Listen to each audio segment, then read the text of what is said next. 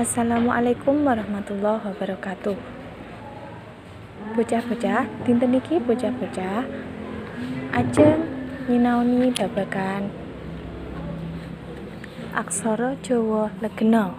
Apa iku aksara Jawa Legena? Yaiku aksara Jawa kang durung entuk sandangan lan durung entuk pasangan. Dadi aksara sing tesih wutuh. Tuladhane Hanacaraka, Datasawala, Pada Jayanya, Maga Bathanga. Caranipun nulis inggih menika saking ngandhap utawi saka ngisor lan ora oleh pedhot nggih. Coba gatekno carane nulis buhit ing video iki. Banjur coba latihano nulis aksara Jawa Legena ing buku tulismu piyambak-piyambak.